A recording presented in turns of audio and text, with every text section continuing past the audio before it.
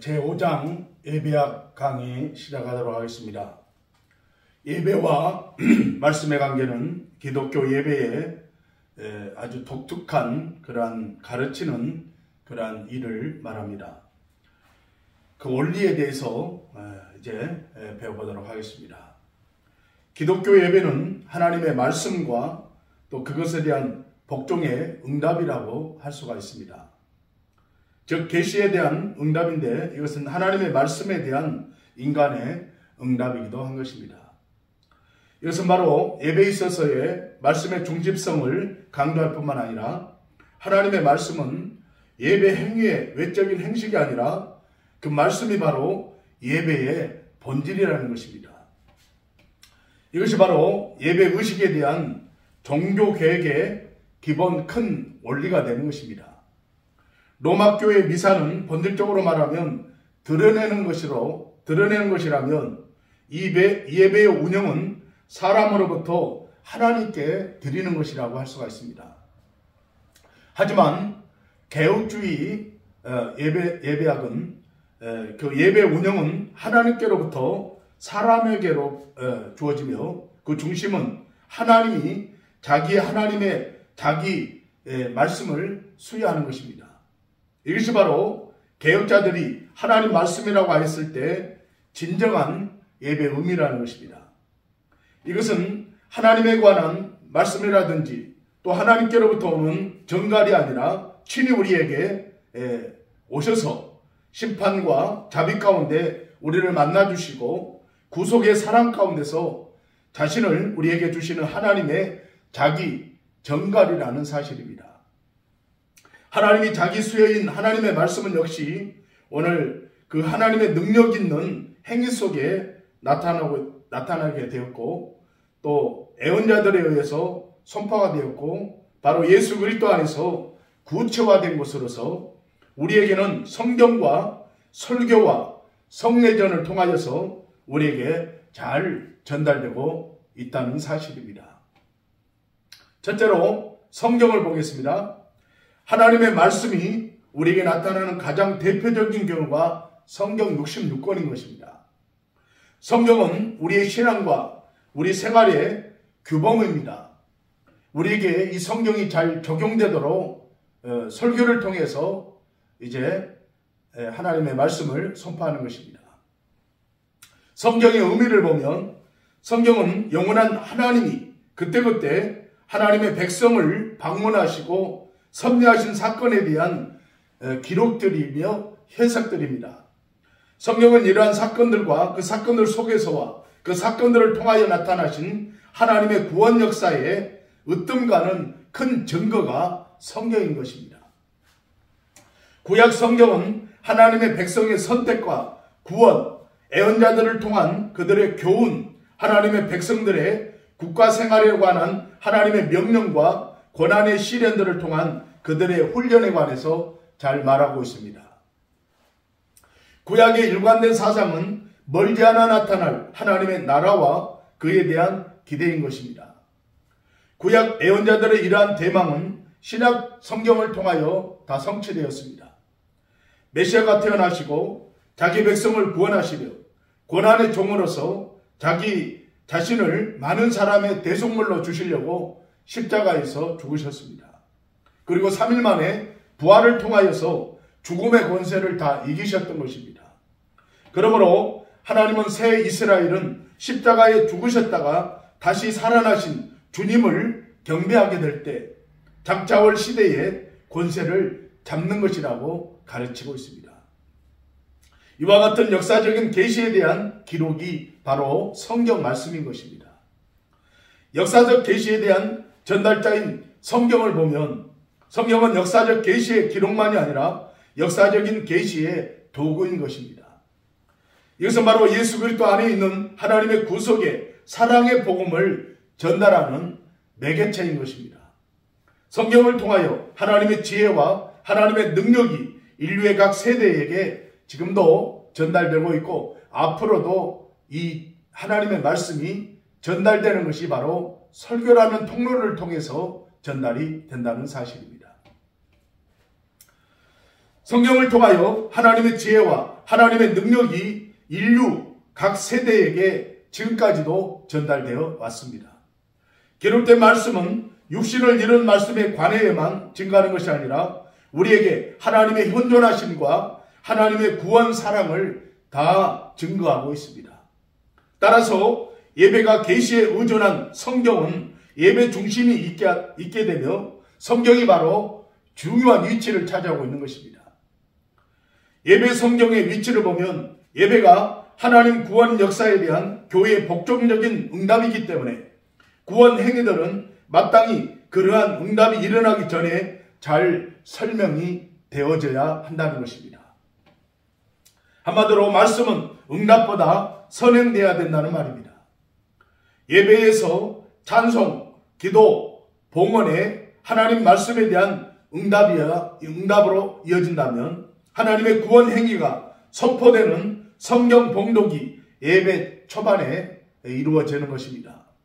이러한 기초적인 원리가 상실되면 예배에서 성경의 가치는 추락되며 말씀과 응답의 순서가 완전히 바뀌게 되는 것입니다. 성경 봉독은 보다 정중하면서 또박또박 규모 있게 성경을 봉독해야 되는 것입니다. 신약과 구약에서 각각 한 곳씩 봉독할 필요가 또 있습니다. 시편 봉독은 예배 진행에 있어서 중요한 의미를 내포하고 있습니다. 성경 봉독이 제대로 이루어지지 아니하면 예배에 대한 인간의 응답적 행위가 제대로 이루어지지 아니한다는 것을 가르치고 있습니다. 그러므로 예배에서 성경 봉독은 가장 중요한 위치를 차지하고 있습니다. 또한 성경 본문의 선택, 성경 역본은 여러 종류가 있습니다. 한글 성경의 경우만 봐도 개역, 새 번역, 공동 번역, 현대인 성경, 요즘에 여러 가지 번역된 성경들이 많이 있습니다. 한글 성경의 경우 개역 성경은 문제나 표현이 오래되었고 오늘 이것을 이해하기 어려운 부분도 있지만 그러나 현대인 성경들을 보면 또 이해하기 쉽고 이제 아주 간략하게 이제 번역되어 있는 성경들이 많이 나오고 있습니다. 하지만 성경은 교회에서 가지는 공식 낭독과는 별개의 예전적인 기능을 가지고 있습니다. 한마디로 예배에서의 인간의 응답이 되어야 될 하나님의 말씀을 선포할 뿐만 아니라 성경은 예배의식의 형태와 예배에서 응답이 경건한 언어로 제공되어져야 한다는 것입니다. 그러므로 예배 용어에 알맞는 성경, 즉 그 시대에 일반적으로 강단에서 사용하는 것으로 성경을 사용해야 한다는 것입니다. 한글 성경의 경우 개역 성경만이 유일한 공인된 강단용이라고 할 수가 있습니다. 현대 여러 여건들이 있지만 전도용으로서 젊은이들을 위한 그러한 성경도 많이 있습니다. 그러나 강단용으로 사용되는 개역 개정 성경은 강단의 말씀으로 많이 사용이 되고 있는 것을 보게 됩니다. 설교는 예배에 있어서의 말씀의 두 번째 양식이라고 할 수가 있습니다. 예배와 설교는 불과 분리의 관계를 가지고 있습니다. 설교의 본질적 요소를 우리는 잘 이해하는 데 노력을 해야 하는 것입니다. 설교의 의미를 보면 설교의 정의에 대해서는 많은 학자들이 언급하고 있습니다. 멀간 박사는 설교란 하나님의 보좌 권위에 입각하여 인간의 요구에 대한 하나님의 은혜를 선포함이라고 했습니다. 또한 듣는 사람에게 선포된 것에 대하여 복종을 요구한다고 하였습니다. 오늘 신약 성경에서 가장 보편적으로 사용된 그리스도 단어는 좋은 소식을 알리다라는 그런 의미가 있습니다. 유황 켈리 조마이 사자로서의 선포하다 이런 캐로서의 의미가 있습니다. 이 두 단어는 모두 설교란 선포적인 의미를 갖고 있다는 것을 시사하고 있습니다. 그래서 설교는 선포인 것입니다. 운변이 아닙니다. 강연이 아닙니다. 하나님의 말씀을 있는 그대로 이 강단에서 선포하는 것이 바로 설교자의 임무요 사명이라는 사실입니다. 설교는 웅변이 아닙니다. 강연이 아닙니다. 연설과는 전혀 다른 것입니다. 기독교 설교자들은 오늘 그리스도의 운명과 그리스도의 나심과 그리스도의 십자가의 죽으심과 부활하심과 또 영원한 세계가 있음을 강단에서 선포하는 것입니다. 강의의 목적은 진리의 전달에 있지만 강의자는 사람의 마음을 개관하고 진리를 통보해 주는 것으로 목적을 하는 교사라면 오늘 모든 강의는 청중을 변화시키려고 하지 않습니다. 그러나 설교의 목적은 사람을 변화시키는데 설교의 목적이 있다는 것입니다. 그래서 강의와 설교는 다른 것입니다. 강의는 어떤 특정한 문제에 대해서 하나님의 견해를 제시하며 청중의 관심을 환기시키려고 한다면, 하지만 설교는 견해에 관심을 가지는 것이 아니라 복된 소식에 관심을 갖는 것입니다. 설교는 좋은 소식의 선포이지 어떤 충교를 하고 어떤 가르침을 하는 것이 설교가 아니라는 것입니다. 이러한 이유 때문에 설교는 전령의 특색인 긴급성을 가지고 있는 것입니다. 설교의 특징을 보면 설교의 특징적 성격은 성례적 행위로서 이를 통하여 그리스도 안에서의 하나님의 행위가 중재되는 것을 말하고 있습니다. 설교에 관한 개신교의 전통적인 개념은 미사에 대한 카톨릭 견해와 이제 많이 다른 것을 알 수가 있습니다. 이 두 가지는 모두 그리스도의 참 임재를 중재하는 일에 관계되고 각각 말해진 말에 의해서 의존하고 있습니다. 하나는 설교자의 말이고 또 하나는 사제의 말이 될 수가 있습니다. 두 경우에 있어서 모두의 결과는 하나의 기적에 불과한 것입니다. 가톨릭은 성찬식의 제정어인 이것이 나의 몸이라고 배울 때 기적이 나타난다고 가르치고 있습니다. 한마디로 떡과 포도주의 물체가 그리스도의 몸과 피로 변한다는 것입니다.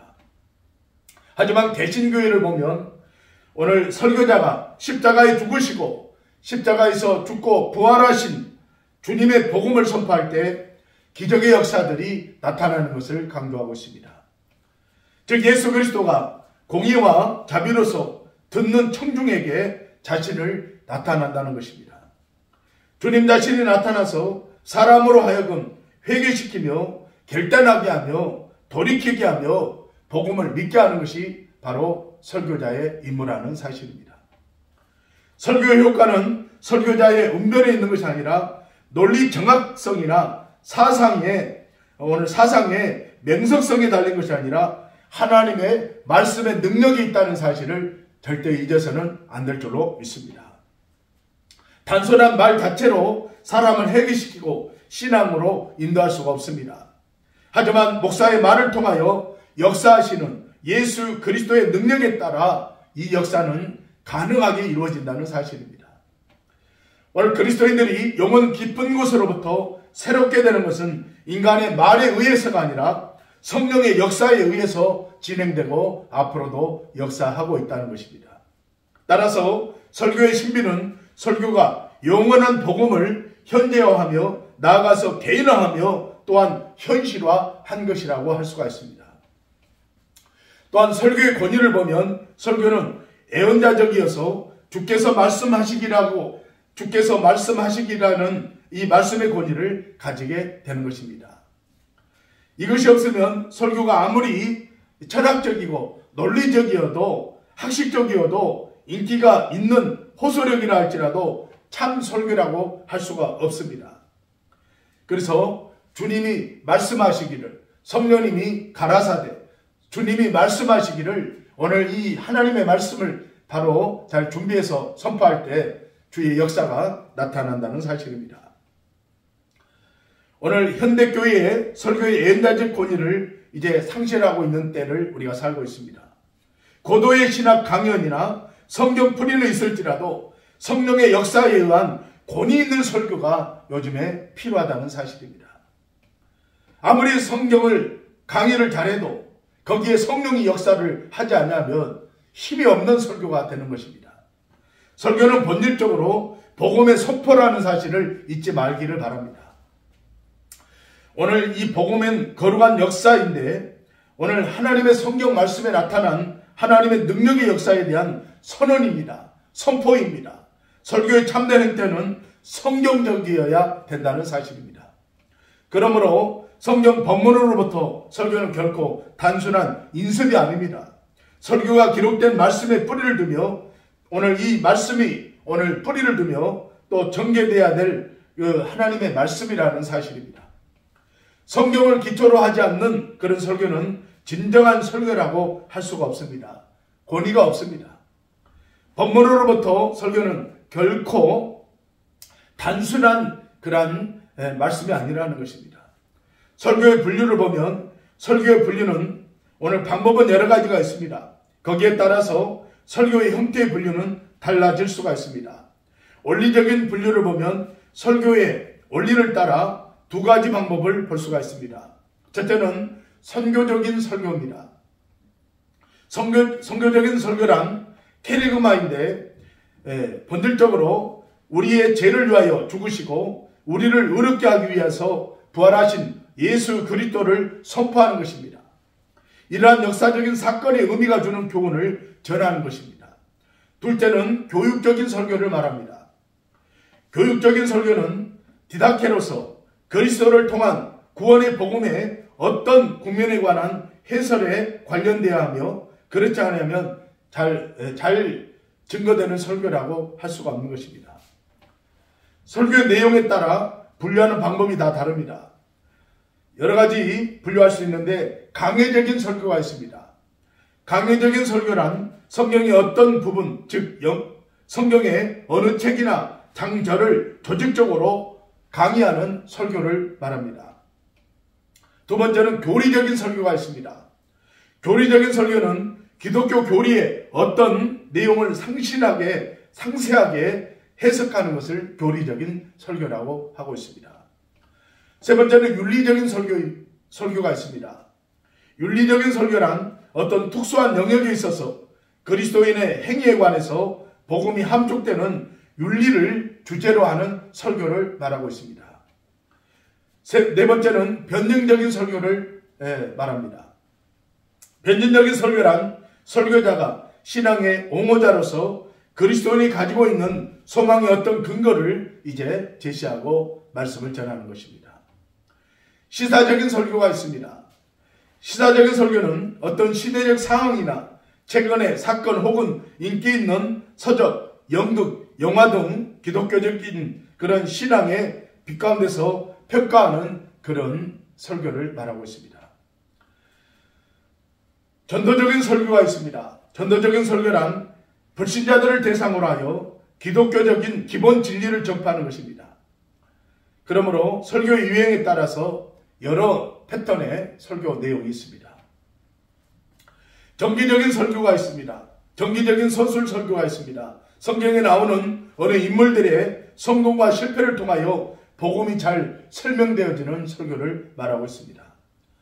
해설 성경은 사건 해설이란 성경에 나타난 특별한 사건에 관한 영속적인 강의를 말하고 있습니다. 주제 설교법이 있습니다. 주제 설교란 성경 내용 중에 어떤 주제를 이제 중심에서 연속적으로 설교하는 방법을 말하고 있습니다. 설교의 핵심을 보면 설교가 참으로 성경적이기 위해서는 그 형식과 강조점이 무엇이든지 간에 그리스도 중심이어야 된다는 것을 잊어서는 안 됩니다. 설교자가 구약 성경을 중심해서 설교한다 해도 그 결론의 핵심은 예수 그리스도로 핵심을 맺어야 된다는 것입니다. 성경 모든 책은 예수 그리스도를 증거하고 있습니다. 그리스도는 성경 중심이며 핵심이라는 사실입니다. 구약은 오실 그리스도에 대해서 예언하셨고 신약은 오신 그리스도에 대해서 말씀하셨습니다. 이 성경 핵심에서 벗어난 설교는 진정한 설교가 아니라는 사실입니다. 설교의 핵심은 가장 효과적으로 강조한 설교자는 빌립입니다. 빌립은 이디오피아 내시에게 사도행전 8장 35절에서 구약 이사야 53장을 잘 설명하면서 이사야서의 시작에서 예수님까지 오늘 잘 설명했습니다. 그리스도를 설명한다는 것은 그의 유대성이나 인격이 아닌 것입니다. 그리스도의 구속적 십자가를 전하는 것이 되는 것입니다. 그러므로 예수님의 십자가 없는 설교는 참 설교라고 할 수가 없는 것입니다. 설교자의 준비를 보면 설교자는 설교 준비를 위해서 온 정성을 기울여야 하는 것입니다. 준비 없는 설교는 성도를 기만하는 일이 되는 것입니다. 자신의 직무를 유기하는 행동일 수밖에 없는 것입니다. 설교 준비란 매 주일에 설교를 위한 준비가 있는가 하면 평생을 통해서 준비를 하는 그런 일도 있습니다. 직접 준비도 있고 다음 주일에 하여야 할 설교를 위해서 주석과 사전과 그리고 참고 서적들을 통하여 준비를 하는 일이 있습니다.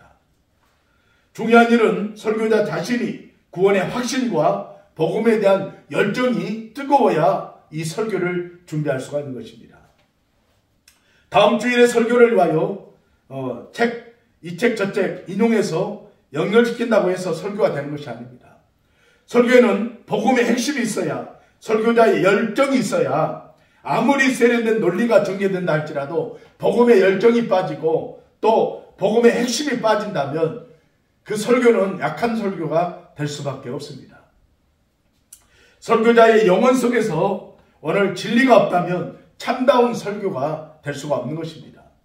그러므로 설교자의 불영 열정과 뜨거운 진리의 사모함이 있을 때 그 설교는 뜨겁게 전달이 되는 것입니다. 그러므로 설교자가 설교의 본문을 선택하고 거기에 따른 준비를 한다 할지라도 성경을 바로 이해하는 안목과 그 속에서 융화되는 조화력을 가지고 있어야만 참 좋은 설교를 할 수가 있다는 것입니다. 설교의 간접 준비란 설교자가 설교를 위하여 부단히 영적 수련을 하는 것입니다. 운동 시합을 앞둔 선수가 계속해서 운동을 하는 것처럼 연습을 하는 것처럼 설교자의 일상적인 영성 훈련이 꼭 필요한 것입니다. 기도생활도 시간을 정해놓고 꼭 필요한 것입니다. 설교자에게 있어서 가장 중요한 것은 기도하는 것입니다. 기도를 통하여 하나님과 신령한 교제를 하는 것이 중요합니다.